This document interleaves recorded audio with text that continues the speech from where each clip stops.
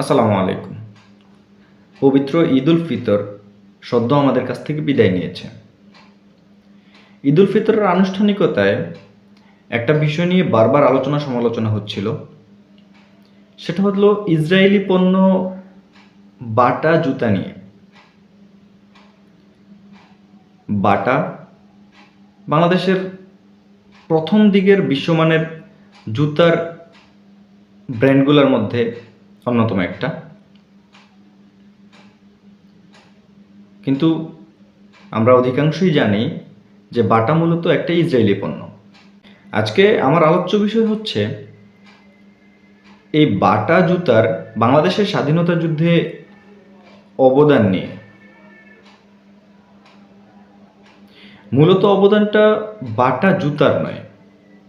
বাটা জুতা প্রতিষ্ঠিত হয়েছিল এই উপমহাদেশে বাংলাদেশ জন্মেরও বহু পূর্বে। তবে স্বাধীনতা সংগ্রামের কিছু বছর পূর্বে বাটার ব্যবস্থাপনা পরিচালক হিসেবে বাংলাদেশে নিয়োগপ্রাপ্ত হন একজন জায়নিস্ট, একজন ইহুদি। তার নাম হচ্ছে উইলিয়াম আব্রাহাম সাইমন ওডারল্যান্ড, অথবা তাকে ওডারল্যান্ড নামেই বেশি চেনা হতো। আমরা প্রথমে ওডারল্যান্ড সম্পর্কে একটু জানব। ওডারল্যান্ড ছিল দ্বিতীয় বিশ্বযুদ্ধের সময় একজন নির্ভীক সৈনিক, যে কিনা হিটলারের বৃহৎ বাহিনীকে চ্যালেঞ্জ জানিয়েছিল। পরবর্তীতে সে হল্যান্ডের একজন গুপ্তচর হিসেবে কাজ করেছিল।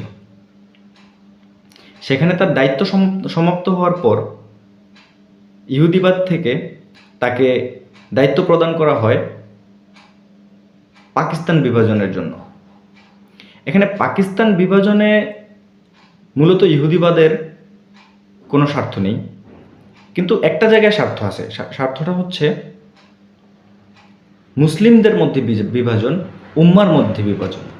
এই যেমন ধরুন, জেরুজালেম থেকে তারা সর্বশেষ যখন বিতাড়িত হয়েছিল, সেই সহস্র বছর আগে তারা পরিকল্পনা করেছিল জেরুজালেম তারা আবার পুনরুদ্ধার করবে।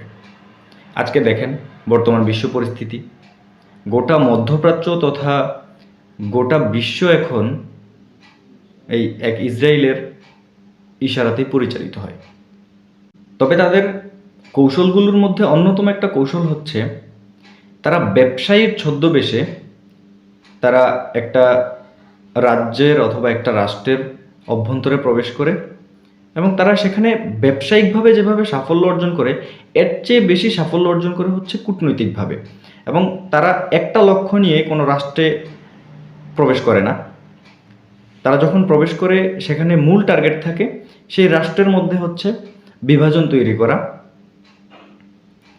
সে রাষ্ট্রের মধ্যে বিশৃঙ্খলা তৈরি করা এবং সেখান থেকে ঘোলা পানিতে হচ্ছে মাছ শিকার করা। ঠিক তেমনি ওডারল্যান্ডও আমাদের এই বাংলাদেশে অথবা এই উপমহাদেশে প্রবেশ করেছিল একজন ব্যবসায়ীর অথবা একটা জুতা কারখানার ব্যবস্থাপনা পরিচালক হিসেবে। এখানে তার একটা বৃহৎ বাণিজ্য ছিল এরকম যে সে হচ্ছে পাকিস্তানি সেনাবাহিনীকে বেল্ট, জুতা এগুলো হচ্ছে সাপ্লাই দিত।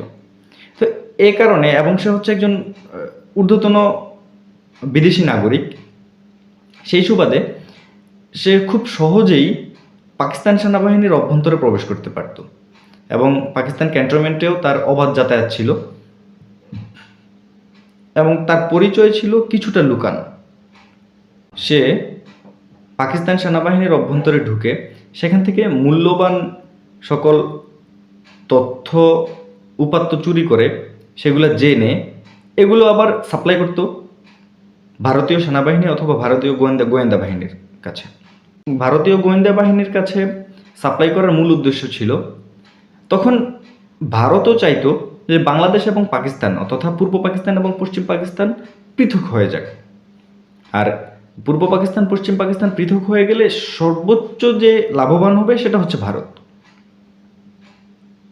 আর এজন্য ওডারল্যান্ডও তার সঠিক পক্ষকে বেছে নিয়েছিল এবং ভারতও পেয়েছিল সোনায় সোহাগা একজনকে।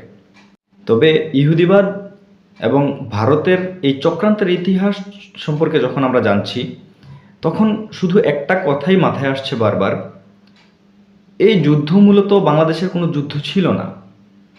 এই যুদ্ধ বাংলাদেশ তৈরির যুদ্ধই ছিল না, বরং এই যুদ্ধ ছিল ইসরায়েলের পরিকল্পিত, ভারতের পরিকল্পিত। আর এই যুদ্ধে সবচেয়ে বেশি লাভবান হয়েছিল ভারত, এবং ইসরায়েল তার মূল পরিকল্পনার একটা ছোট্ট অংশ এই ভারত পাকিস্তান তথা পূর্ব পাকিস্তান পশ্চিম পাকিস্তান যুদ্ধে তারা সফল হয়েছিল। এই যুদ্ধে সবচেয়ে বেশি ক্ষতিগ্রস্ত হয়েছিল পূর্ব পাকিস্তান এবং পশ্চিম পাকিস্তান উভয়ই। কেননা পশ্চিম পাকিস্তান এই যুদ্ধের মাধ্যমে এই ফাঁদের মধ্যে পা দিয়ে, ইসরায়েল এবং ভারতের এই চক্রান্তে পা দিয়ে পাকিস্তান হারায় তার মুসলিম সংখ্যাগরিষ্ঠ একটা বিশাল জনশক্তির একটা প্রদেশ। আর বাংলাদেশ সবচেয়ে বেশি ক্ষতিগ্রস্ত হয়েছিল, কেননা বাংলাদেশও ঠিক অনুরূপভাবে একটা শক্তিশালী জনশক্তির মুসলিম ভ্রাতৃত্বের মধ্যে যেরকম একটা ভাঙন সৃষ্টি হয়েছিল, ঠিক তেমনি আমরা আপাত দৃষ্টিতে বলি যে পাকিস্তান ভারতের উপর অন্যায় অত্যাচার নিপীড়ন চালিয়েছিল অথবা গোলামির একটা শিকল বেরিয়ে পড়িয়ে দিয়েছিল। কিন্তু স্বাধীনতা যুদ্ধের পরে কি দেখা গেল, গত 54-55 বছর ধরে আমরা দেখলাম যে আমরা প্রত্যক্ষ শিকল ভেঙে ঠিকই বেরিয়ে এসেছি, কিন্তু একটা অদৃশ্য, একটা পরোক্ষ একটা খাঁচা, একটা শিকল আমাদেরকে এমনভাবে আঁকড়ে ধরেছে যে আমরা মাথা উঁচু করে দাঁড়ানোর সুযোগ আমাদের ছিল না। আর এই গোলামির যদি উৎকৃষ্ট উদাহরণ দিতে যাই, তাহলে দেখবেন যে গত 15-17 বছর আর বর্তমান যে প্রকৃত যে স্বাধীনতা, অন্তত ভারতের গোলামি থেকে অথবা যে কোনো দেশের গোলামির বাইরে থেকে যে স্বাধীনতা এখন আমরা উপভোগ করছি, এই স্বাধীনতার মধ্যে এই 7-8 মাস এবং গত 16-17 বছরের একটা রেশিও, একটা অনুপাত যদি আমরা করি, তাহলেই বুঝতে পারবো যে গত 54-55 বছর আমরা আসলেই একটা অদৃশ্য একটা খাঁচাবন্দি অবস্থায় ছিলাম কিনা। আমি নিতান্তই ইতিহাসে আগ্রহী একজন ছাত্র। আমি নিজে ইতিহাস সম্পর্কে একটু জানার চেষ্টা করি এবং আমি চেষ্টা করব কিছু ইতিহাস সম্পর্কে আপনাদের সাথেও আলোচনা করার। ধন্যবাদ সবাইকে।